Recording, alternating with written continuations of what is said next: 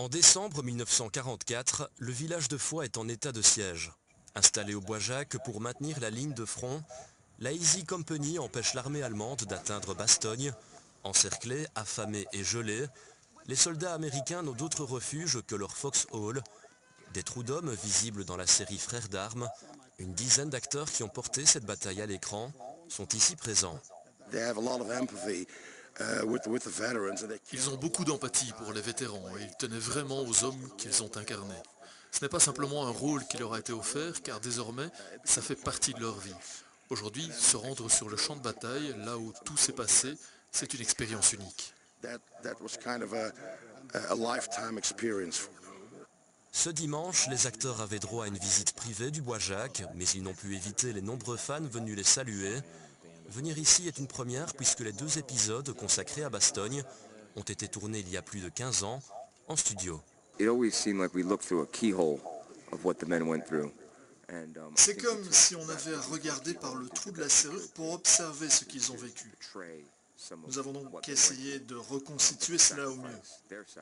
Leur sacrifice est indescriptible. Alors, la seule chose que l'on pouvait faire, c'était de donner le meilleur de nous-mêmes afin que tout le monde puisse avoir un souvenir de leur humanité. Pour les acteurs, faire revivre l'histoire était déjà très intense, mais venir directement sur les lieux des combats l'est d'autant plus. Venir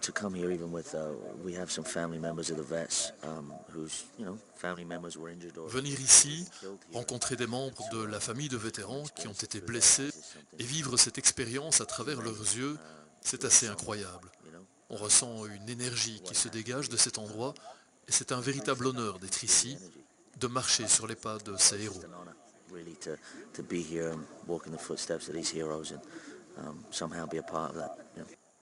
Lieu touristique et surtout historique, la commune de Bastogne poursuit ses démarches pour valoriser le Bois-Jacques. Une procédure de reconnaissance en tant que patrimoine immatériel est en cours. Pour l'instant, l'endroit fait encore partie d'une propriété privée.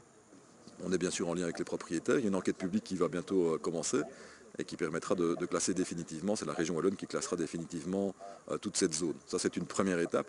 La deuxième étape, ce sera bien sûr de valoriser sur le plan pédagogique, sur le plan historique, sur le plan de la mémoire, par des panneaux d'information, par des explications, toute cette zone, plus une surveillance aussi par caméra. Et on pourra réinstaller d'ailleurs le mémorial qu'on a dû enlever pour des raisons de dégradation répétitives. Si tout se passe bien, le Bois-Jacques devrait être classé au printemps prochain. Pour les acteurs, c'est un long week-end qui s'achève.